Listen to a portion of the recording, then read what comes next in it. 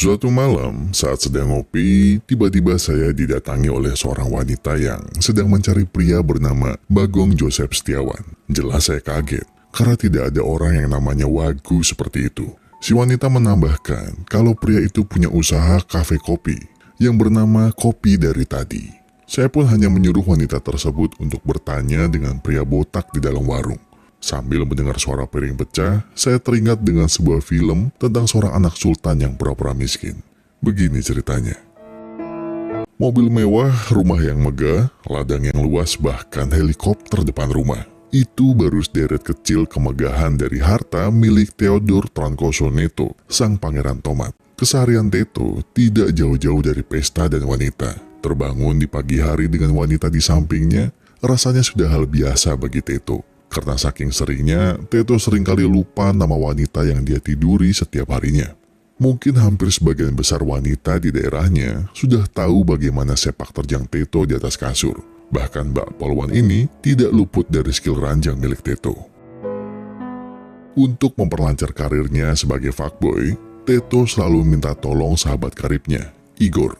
Kebalikannya dengan Teto, Igor adalah pemuda malu dan lugu, anak dari kepala pelayan di rumahnya. Biarpun hanya anak kepala pelayan, tapi Igor punya cita-cita untuk berkuliah di Rio, ibu kota Brazil, dan menjadi sukses dengan jalannya sendiri. Igorlah yang selalu mengantar pulang para wanita-wanita yang dibawa Teto ke rumah. Dan kemana-mana, Igorlah yang Teto ajak, karena Igor orang kepercayaan Teto. Teto sendiri mendapat sebutan Pangeran Tomat karena dia adalah anak dari pemilik distributor tomat terbesar di Brazil, Theodor Trancoso. Ayahnya memiliki ribuan hektar ladang tomat, serta ratusan cabang perusahaan tomatnya di seluruh Brazil. Wajar saja jika sang ayah selalu memanjakan anak satu-satunya semenjak ibunya meninggal. Mungkin hadiah mobil mewah sudah biasa. Ini ayahnya sampai menggelar konser besar serta mengundang DJ terkenal Brazil. Dan itu hanya untuk perayaan ulang tahun anaknya saja, Teto.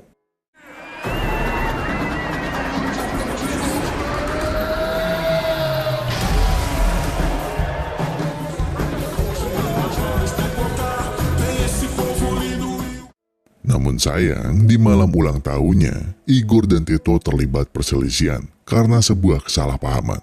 Malam itu, Igor yang ingin masuk ke pesta ditahan oleh security karena tidak ada namanya di daftar tamu. Beruntung, Teto melihat Igor yang kesusahan dan segera mengajaknya masuk.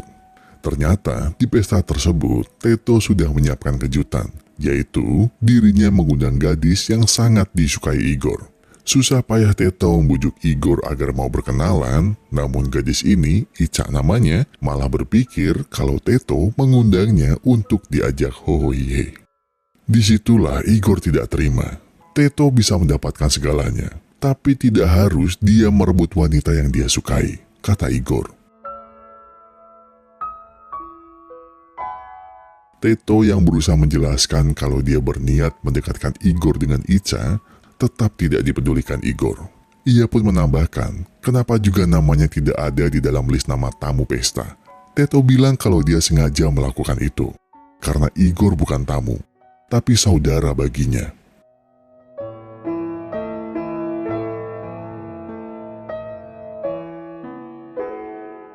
Igor tidak peduli dengan semua omongan Teto.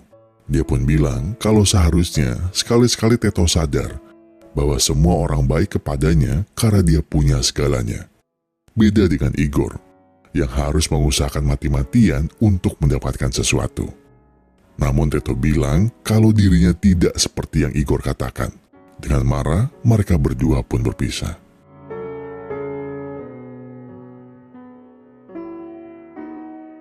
Pesta malam itu yang makin meriah, akhirnya dilanjutkan dengan acara spesial malam itu, melempar tomat. Penonton semakin liar. Mereka semua berebut mengambil tomat dan mulai melempar satu sama lain. Teto berada di antaranya. Sampai Teto tanpa sengaja melempar tomat ke arah seorang wanita. Melihat mbak-mbak itu marah, Teto yang ada malah terpesona. Namun di saat bersamaan, ada sekelompok pria yang menggoda teman dari mbak-mbak tadi. Teto dengan sigap pun menolong, tapi yang ada malah dirinya yang terhantam sikut.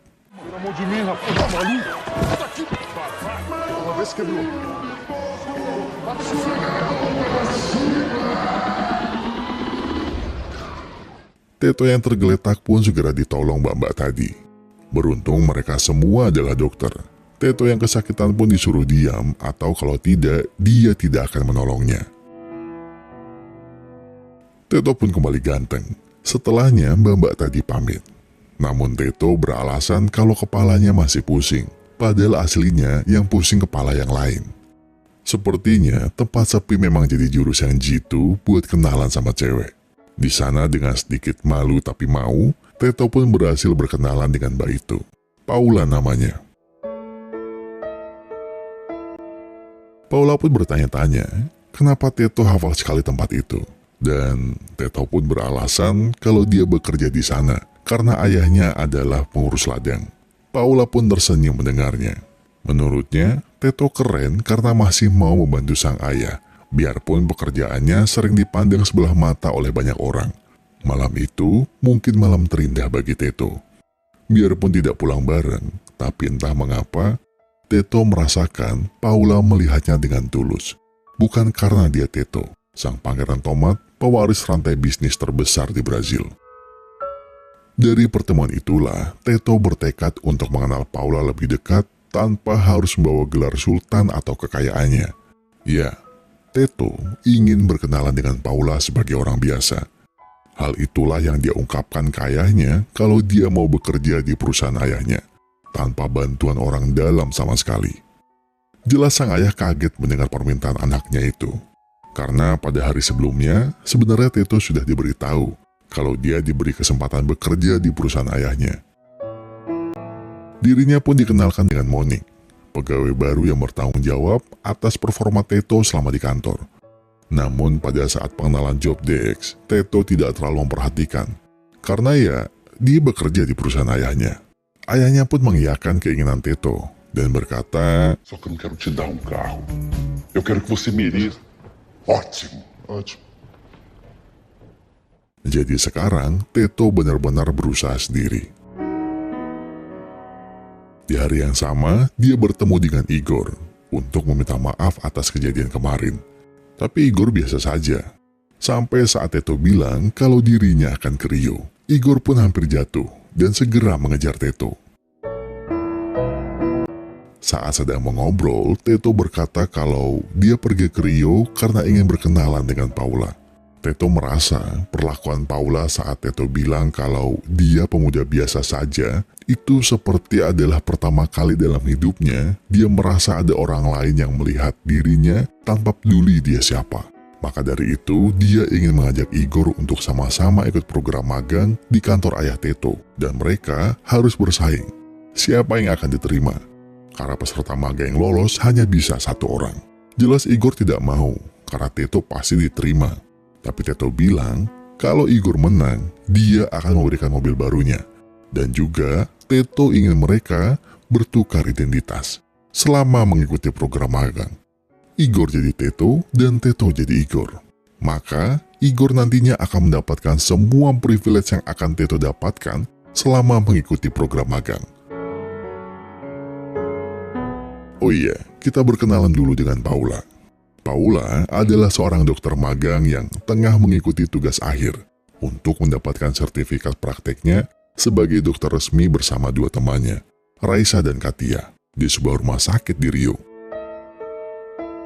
Paula begitu ngotot ingin mendapatkan izin prakteknya, tapi hal itu sangat sulit karena keputusan ada di seorang dokter senior, Victor.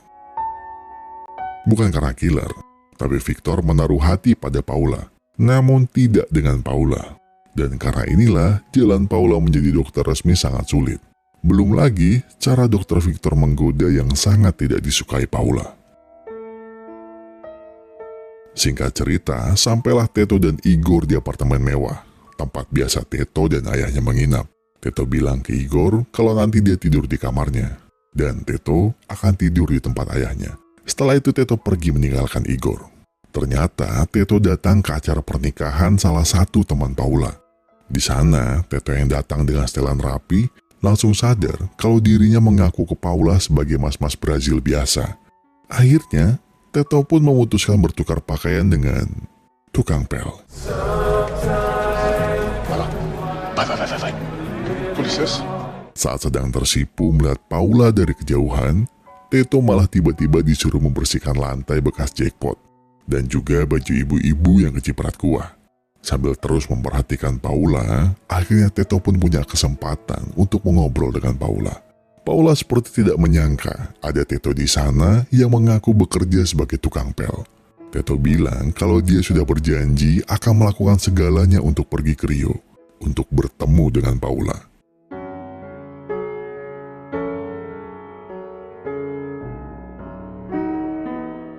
Tiba-tiba Victor datang dan bilang dia harus bicara dengan Paula dan langsung menariknya pergi sambil mengatai Teto tukang pel bodoh. Paula yang tidak senang dengan omongan Victor langsung menghampiri Teto dan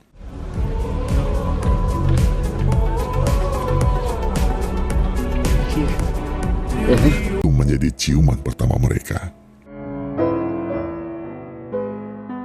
Setelah mereka berdua keluar dan berjalan-jalan di pinggir pantai, Teto yang terpana melihat Paula malah dikira kalau Teto baru pertama kali melihat pantai dan laut. Teto yang tidak mau ketahuan akhirnya bercerita kalau ini pertama kalinya dia melihat laut. Karena keluarganya tak punya cukup uang untuk bepergian. Dari kecil pun Teto harus selalu membantu di ladang tomat. Bahkan pernah karena saking tidak ada uangnya, keluarganya sering sekali hanya makan tomat. Paula yang mendengar itu pun iba, sekaligus kagum dengan Teto yang berkemauan keras dan mau keluar dari zona nyamannya. Ya, tapi itu semua hanya cerita bohong Teto. Teto pun bilang kalau dirinya ke Rio untuk ikut program magang dari perusahaan Trancoso. Dan kalau hasilnya bagus, dia bisa terpilih menjadi karyawan tetap. Dan berharap pekerjaan itu bisa membantunya mengurangi kesulitan di keluarganya. Namun sayang, saat suasana mulai romantis, Teto dan Paula tidak jadi berciuman. Karena sepertinya bagi Paula ini masih terlalu cepat.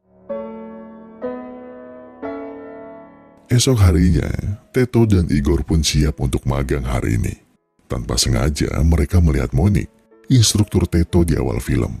Teto menghampiri Monik yang terlihat kesal dan gusar karena ternyata dirinya baru saja dipecat. Teto berusaha menghibur dengan bercerita kalau dirinya juga daftar magang dan akan berusaha melakukan semuanya sendiri tanpa bantuan dari siapapun. Jelas Monik marah dan bilang tak mungkin tak ada yang mengenalinya di sana. Setelahnya Monik meninggalkan Teto yang bingung dan merasa bersalah. Hari pertama magang mungkin jadi pertama kalinya dalam hidup Teto dia tidak dispesialkan sama sekali. Dengan menukar identitas dengan Igor, Teto langsung merasakan diskriminasi dari perusahaan ayahnya sendiri, di mana Igor langsung mendapat sambutan hangat dan perlakuan istimewa, sementara Teto sudah harus membuatkan kopi seniornya, karena dinilai perilakunya tidak sopan. Sementara itu, Alana, ketua program magang, baru saja diberitahu kalau dirinya harus memperhatikan Teto si pangeran tomat, yang mana itu adalah Igor. Alana pun menghampiri Igor dengan centilnya, dan bilang kalau Igor ada pertanyaan atau kebingungan, dia bisa bertanya langsung kepadanya. Dan setelah itu, Teto datang dengan kopinya yang... Igor. Você pode... Dan bisa kita tebak, Teto lagi-lagi tidak tahu apa yang dia lakukan. Sementara itu, Igor terlihat sedang mengobrol panjang lebar dengan Alana, yang berkata kalau dia kagum dengan Igor yang mau mencoba dari bawah, ketimbang menggunakan kekuatan ayahnya. Dan dia juga bilang kalau masa magang Igor akan mulus, kalau dia mau terus belajar dengan giat. Teto yang melihat itu bukan hal yang bagus, dan akhirnya dia menghubungi Monik. Di tempat Monik, mata Teto terbuka dengan hal baru. Yang dia pikir Monik tinggal di kawasan elit kota besar, ternyata aslinya Monik tinggal di rumah sederhana bersama dengan kakaknya yang sakit dan juga keponakannya. Melihat itu, Teto makin menyesal karena Monik juga sudah dipecat dari perusahaan ayahnya. Namun Monik bilang jangan mengasihaninya, karena mereka tidak miskin. Mereka hanya harus berusaha lebih keras dari orang lain. Mendengar hal itu, Teto pun mengutarakan niatnya untuk minta diajari bagaimana caranya menjadi karyawan baik dan teladan. Dengan imbalan, kalau Teto lulus program magang, dia akan memberikan mobilnya ke Monik. Tapi kalau kalah, Igor yang akan mendapatkan mobilnya. Tapi tetap saja Monik tidak bisa membantu Teto karena kakaknya sedang sakit. Teto pun punya ide, yaitu menghubungi Paula. Tudo bem, eu preciso muito da sua ajuda. Sesampainya di rumah Monik, Paula pun langsung mengecek kakak Monik dan bilang kalau kakaknya harus menjalani beberapa tes karena dia tidak bisa memberikan resep sebab dia belum jadi dokter tetap. Monik yang marah pun menarik Teto keluar dan bilang nyawa kakaknya ada di ujung tanduk dan Teto malah membawa dokter magang. Teto berdebat dengan Monik, namun tak lama Paula datang menghampiri dan bilang kalau dia sudah merekomendasikan ke temannya dan kakaknya Monik bisa berobat tanpa harus membayar.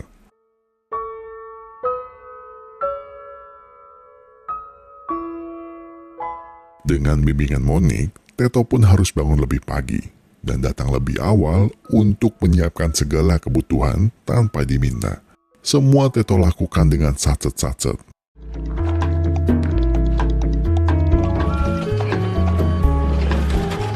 Guarda com muito cuidado, isso é importante, tá? Essa mochila. Namun sayang, modul yang Teto print salah. Tidak apa-apa, kata Monik. Cara lainnya adalah Teto harus mencari sekutu. Jika si bos cantik nan gatal itu tidak bisa diambil hatinya, pilihan Teto ada di bapak-bapak berambut setengah ini. O senhor teria minutinho pra gente conversar? Pois não? Então, eu tava... Igor. Isso, Igor. Fica levado. Monik pun senang karena Teto bisa mengambil hati kepala divisi lainnya. Karena katanya itu sudah cukup karena minimal ada yang tahu namanya. Tapi Teto bilang dia perlu membuat kesan yang bagus juga. Namun kali ini untuk Paula. Jadi Teto meminta saran Monik soal tempat yang bagus untuk berkencan di Rio. Teto ingin dirinya terlihat biasa saja, tapi tidak mau terlihat seperti mas-mas kabupaten. Monik bilang masalah tempat itu mudah. Yang jadi problem, apakah Teto bisa naik bis? Tentu tidak. Dan apakah Teto bisa berdansa? Oke, kayaknya Teto butuh les tambahan. Vem comigo. Que lugar é esse? Conhecer não? Não. Uma rua? Porra é essa? É sertanejo. Tá ligado não?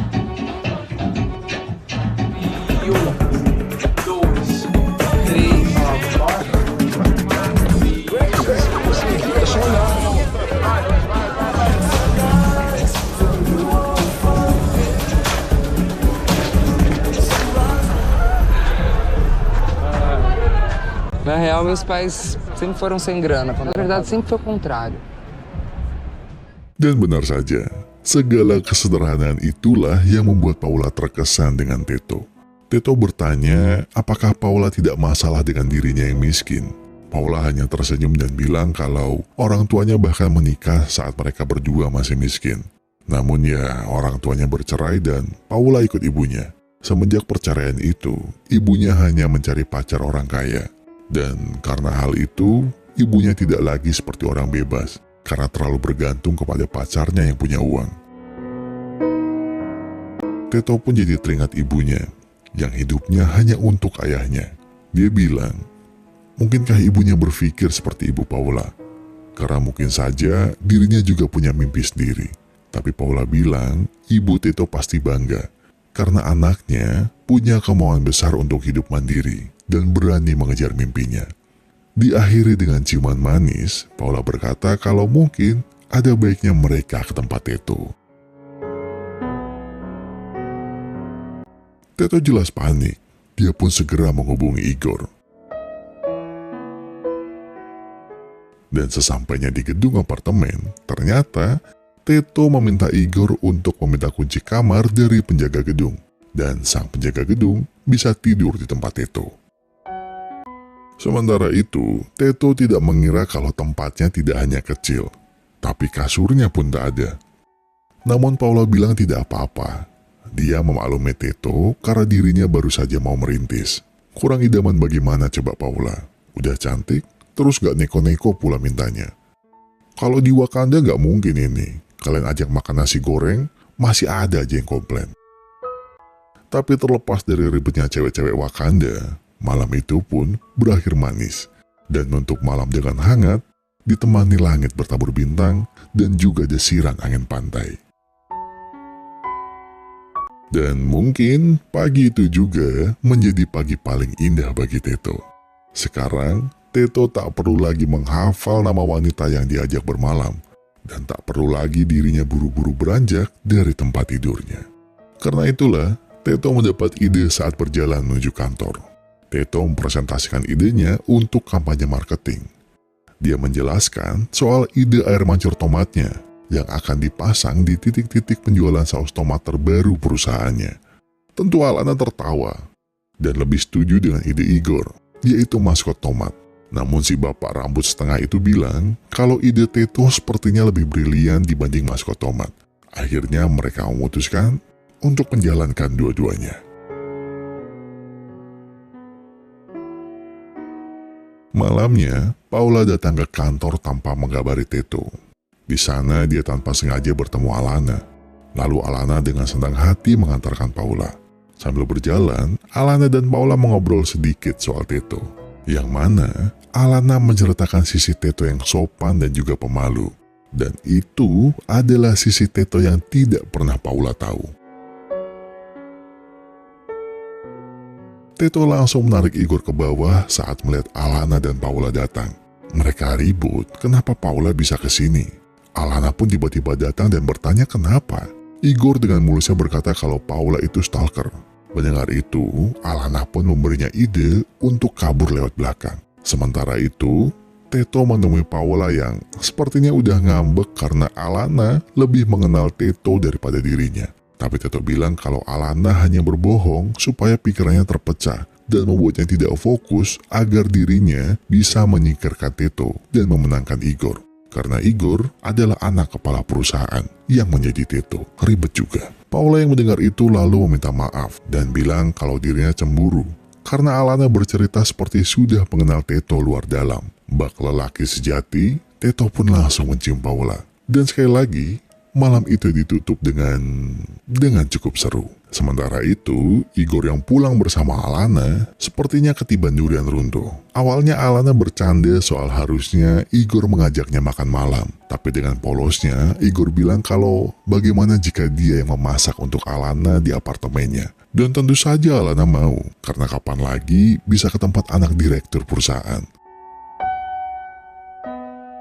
Yang awalnya pengen makan malam bareng, malah berakhir dengan Igor yang dimakan Alana. Teto dan Paula yang baru saja melakukan hal seru tiba-tiba mendapat telepon dari Monik. Kalau kakaknya panas dan kejang-kejang hebat. Mereka segera naik Grab. Tapi di tengah jalan, Grab mereka berhenti. Karena takut soal lingkungan tempat tinggal Monik yang terkenal dengan begalnya. Disuruh turun di tengah jalan, Paula bingung melihat Teto yang tidak ada di sampingnya. Dan dengan gagah, tiba-tiba Teto datang dengan kuda.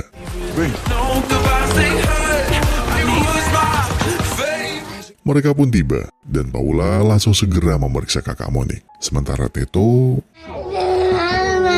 Mateuzinho, não!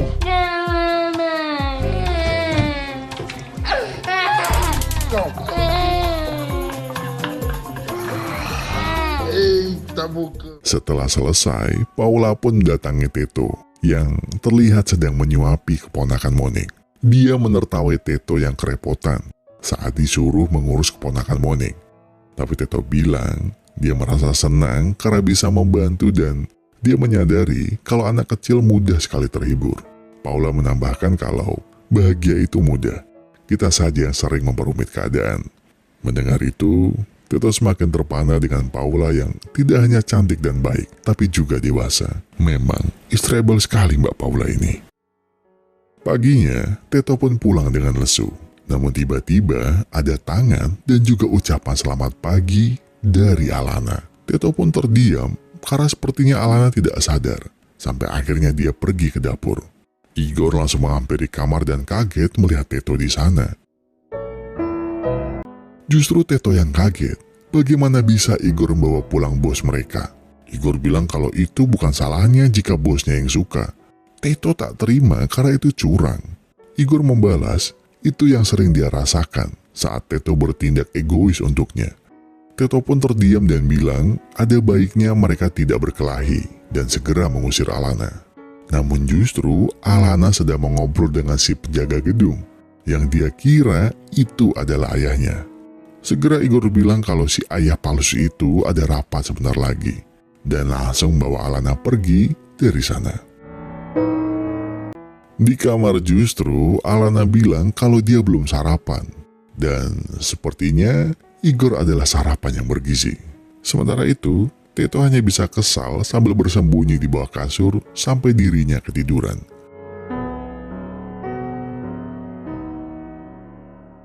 Teto terbangun dengan panik karena dirinya sudah kesiangan.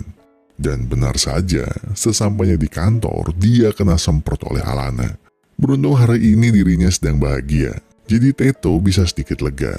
Namun memang, keberadaan Teto di sana sepertinya tidak terlalu digubris, karena Alana lebih dekat dengan Igor. Namun Teto beruntung, karena selepas bekerja seharian, selalu ada Paula yang bisa membuatnya tersenyum bahagia. Walaupun Paula juga berusaha sebaik mungkin memaklumi tindakan Victor. Ya, Paula juga merasa beruntung, karena mempunyai Teto di sisinya. Suatu hari, sang ayah datang tanpa mengabari. Itu membuat Teto kaget. Ternyata, sang ayah datang untuk memberitahu Teto kalau dirinya tidak perlu lagi berusaha keras di program magang, karena sudah dipastikan Teto lolos mau bagaimanapun hasilnya. Teto tidak terima karena itu tidak fair. Tapi sang ayah khawatir kalau Teto tidak akan lolos jika berusaha sendiri. Sang ayah juga bilang kalau Teto harusnya menuruti dirinya. Dan malam ini, dirinya juga harus ikut untuk pertemuan dengan investor. Sementara di lain tempat, Igor pun kaget saat mendapat kabar yang sama soal bertemu investor. Dan masalahnya adalah, Alana mau ikut pergi. Igor dan Teto pun bertemu untuk mengatur rencana agar mereka tidak ketahuan.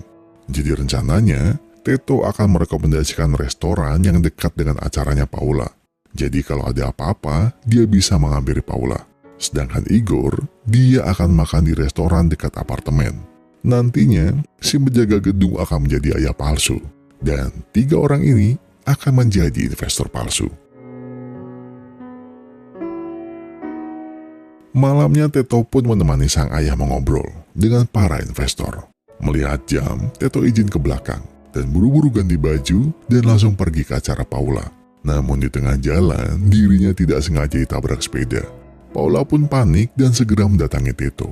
Melihat Teto kesakitan, Paula lalu menyuruhnya minum obat anti nyeri.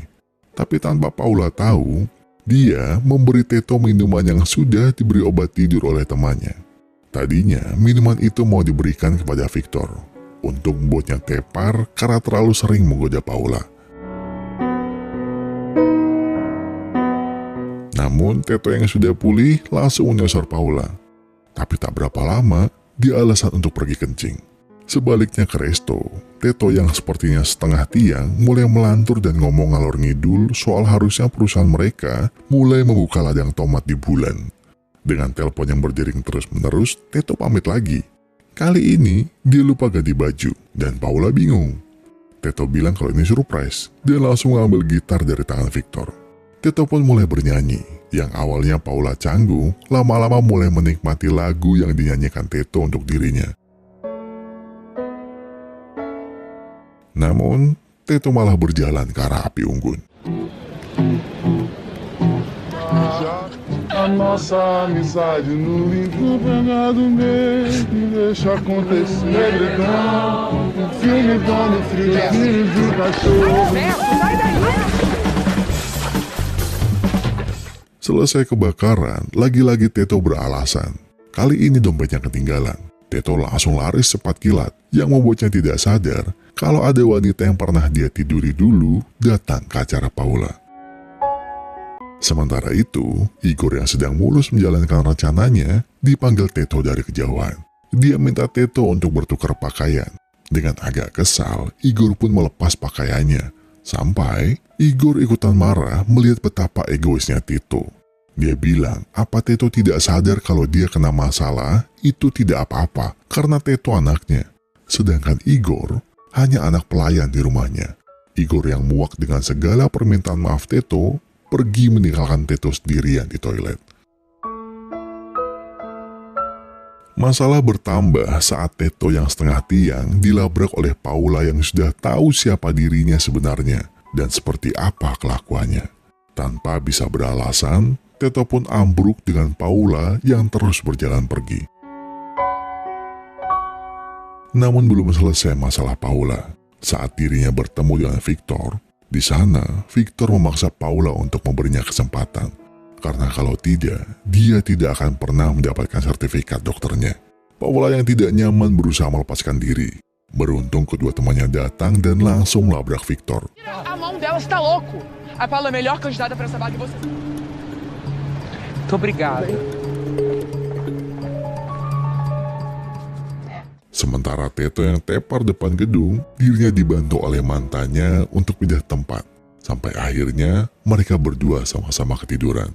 Namun pemandangan ini jelas menjadi salah paham besar. Karena ayahnya mengira Teto hanya bermain-main dan tidak serius. Belum lagi dia bingung kenapa Teto kelihatan ribet. Dan kenapa penjaga gedung tidur pulas di kasurnya. Teto yang mencoba menjelaskan langsung dipotong oleh ayahnya. Dia berkata kalau dirinya menyesal dan tidak percaya lagi dengan Teto. Tapi sepertinya kesedihan Teto tidak berhenti sampai di situ. Teto terlihat mengejar Paula sampai ke bis. Di dalam, Teto meminta maaf dan menceritakan soal kenapa dirinya berpura-pura menjadi orang lain. Dia melakukan itu karena selama ini orang-orang hanya menghargainya karena dirinya anak dari pengusaha kaya. Teto sampai tidak tahu siapa yang benar-benar tulus atau datang hanya karena uangnya. Paula membalas dengan bilang kalau dia ingin tahu siapa yang tulus dan jujur kepadanya, Teto hanya perlu menjadi orang baik. Dengan menjadi baik, Teto akan lebih bisa memilah siapa yang datang karena ada maunya dan siapa yang datang karena memang benar-benar mengenalnya. Bukannya berpura-pura miskin dan menggunakan rasa kasihan, Teto pun meminta maaf dan meminta Paula untuk terus berada di sisinya. Teto berjanji dia akan menjadi orang yang lebih baik lagi. Tapi permintaan maaf itu terlambat karena Paula sudah lebih dulu mendaftar sebagai dokter magang baru di ekspedisi Sungai Amazon. Dan hari pengumuman pun tiba. Teto datang bersama Monique dan Igor sudah menunggu di sana. Di saat Alana turun, dia sempat menegur ayah Teto kalau kursinya itu khusus direktur utama perusahaan. Tapi Alana dianggap belum berkenalan langsung. Jadi ketidaksopanannya dimaklumi dan langsung disuruh membuka acara. Saat pengumuman, diketahui kalau posisi yang diperebutkan adalah junior eksekutif. Posisi yang dulu dijabat oleh Monique. Ya, jadi dipecatnya Monique adalah untuk memberi posisi itu untuk kandidat baru. Yang sudah jelas akan dimenangkan oleh Teto. Saat nama Teto dipanggil, Igor yang turun ke bawah dan membuat bingung sang ayah serta Monique. Setelah itu Igor dengan lantang berkata kalau dirinya bukan Teto dan Teto yang asli adalah orang yang selama ini mereka remehkan. Teto pun turun dan menjelaskan semuanya, sembari meminta maaf dan bilang kalau dia tidak sepantasnya mendapat jabatan junior eksekutif, tapi Monique lah yang lebih pantas. Setelah itu, Teto dan Igor pun meninggalkan semuanya dengan kebingungan. Di parkiran, Alana dan Monique mengejar mereka berdua dan meminta penjelasan. Monique meminta penjelasan soal apa yang sebenarnya terjadi, sedangkan Alana meminta penjelasan siapa Igor sebenarnya. Teto pun menceritakan kenapa dia melakukan ini, dan Igor menceritakan siapa dirinya. Monique yang mendengar itu marah karena jadinya pemenang taruhan mobil yang mereka jadi tidak jelas. Sedangkan Alana malah merasa Igor sangat seksi. Oke, singkat cerita, tidak ada pemenang dari taruhan tersebut. Dan mereka berempat memutuskan untuk menjual mobil itu dan menginvestasikan uangnya. Dan hari ini, tepat 1 tahun setelah semua kejadian itu, terlihat Teto disambut oleh warga sekitar dan sedang merayakan sesuatu. Ada ayahnya juga di sana. Tak berapa lama bel rumahnya berbunyi dan bisa kita tebak itu Paula yang sedang pulang liburan dari ekspedisinya di Sungai Amazon. Sekarang akhirnya Teto bisa mengenalkan Paula dengan benar ke Igor dan juga Alana. Oh iya, mereka berdua juga sudah menikah. Ternyata juga uang penjualan mobil waktu itu mereka investasikan menjadi sebuah perusahaan budidaya tomat rumahan, yang mana hasil kebunnya mereka akan menjadi pasokan tambahan ke perusahaan milik ayahnya. Teto menjelaskan tujuannya membuat perusahaan itu adalah untuk membantu orang-orang di sekitar tempat Monik tinggal. Dengan memanfaatkan atap rumah warga, Teto mendesain perkebunan hidroponik yang ramah lingkungan dan juga portable. Jadi siapapun bisa menjadi mitra bisnis mereka, sekalipun mereka tidak mempunyai lahan yang luas. Paula sangat terkesan dengan perbuatan Teto. Dan Teto bilang kalau dirinya terinspirasi dari Paula yang sangat suka membantu sesama tanpa melihat mereka siapa dan punya apa. Dan sore itu pun mereka tutup dengan romantis.